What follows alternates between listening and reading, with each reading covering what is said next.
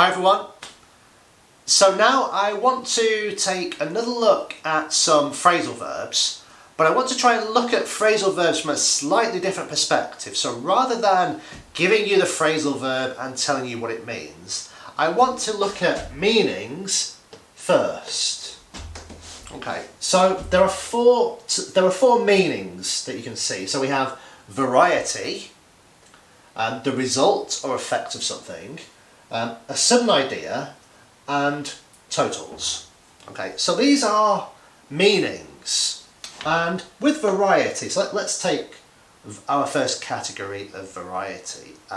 Okay, in a previous video we spoke about people coming in all shapes and sizes. People come in all shapes and sizes. Some are tall, some are short, some are big, some are little. Yeah? That is describing variety, and this phrasal verb, come in, can be used to help us describe the variety of something. So people come in all shapes and sizes, but equally we can say the same thing about lots of different things. Clothes come in all shapes and sizes. Cars come in all shapes and sizes. We can also, when we're describing variety, we can describe the variety of colours. I remember when I went to the shop to buy this, that this sweatshirt came in many different colours. There was red, there was green, there was grey, there was black, there was a white one, there was a yellow one, an orange one. It came in many different colours, so there was a lot of variety. Yeah? So a great way of thinking about phrasal verbs is think about this category. If you want to describe the variety that is available to you, you can use come in. Yeah? And you can describe the variety being endless, or if you want to, you can describe the variety as being just two options. This sweatshirt comes in red and blue. Yeah? So, variety. Now, let's move on to talking about result and effect. The result or effect of something happening. Could be a good thing, it could be a bad thing. But we can use the phrasal verb come from to help us describe result and effect. For example, I hope some good comes from the accident. I hope some good comes from winning the lottery. Yeah? So the result or the effect of something, and we are talking about a future effect of an event. Yeah?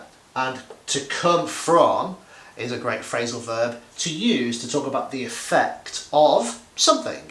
Yeah? Good or bad. Now, sudden ideas. I have lots of sudden ideas, and ideas come to me all the time.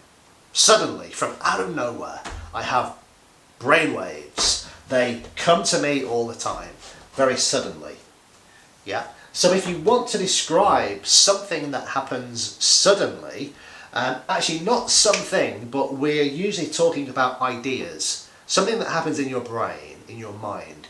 You have a thought and it's a great idea. You've no idea where it came from. It came suddenly. So you can use the phrasal verb, it came to me suddenly.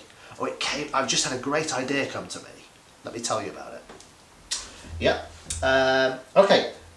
Final category for now, totals. When you go to a supermarket or a shop, and I think I remember when I went to the clothes shop and I bought this, pair of jeans, pair of trainers, a few other things. You go to the cashier and the cashier says, oh, okay, right, so that comes to $87. Or that comes to £96. Or depending on where you live, that comes to €75. Yeah? So we can use phrasal verbs to talk about the total of something. Yeah? It can be money, it can be the total number of iPhones sold in Russia in the year 2020. The total comes to a figure, a number.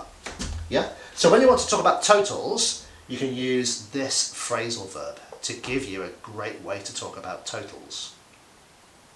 So the final category I want to share with you is all about a process of change, a process of changing a state of being, changing from one state to another. So I call it a process, and I call it a process, and this is very different to the previous ideas that we've examined, because this is really describing a process that happens over a long period of time. So we're not talking about something that suddenly happens. We're not even talking about something that we expect to happen. We're talking about a change of state or a change of being that happens over a period of time, probably without us even realizing it. Okay, so we use this phrasal verb to come to, and we can add many different expressions to this. So to come to believe, I came to believe it was true. I came to believe in UFOs. Yeah, I didn't believe before, but I watched a few documentaries on television, and now I have come to believe in aliens. Yeah, I have come to trust lots of different people that I've met. You don't trust anybody the first time you meet them. You might like them, but you would never trust them. But over time, yeah, you come to trust your friends. Yeah, you might actually come to hate some people or some things. You might come to hate certain food for whatever reason.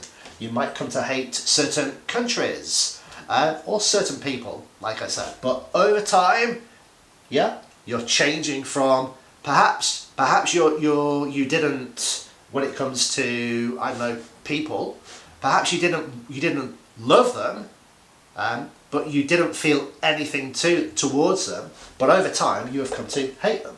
Yeah, but again, love, to come to love somebody. Yeah, when you meet, I know, your wife, when you met your wife or your husband or your girlfriend, your boyfriend for the first time, you didn't love them straight away. Love happens over time. It's a process of change. To come to understand, sorry, I missed the D. To come to understand something. Yeah. One of the things that I have had to come to understand is mathematics. Don't ask me why. I didn't understand it, but after reading lots of books, I have come to understand mathematics. Basic mathematics, anyway. Yeah. Okay, so this is just another category, another way to think about phrasal verbs. Changes of state of being, and thinking of the process of change over a long time. And if you ever do want to describe the process of change over a long time, you can use this phrasal verb, to come to.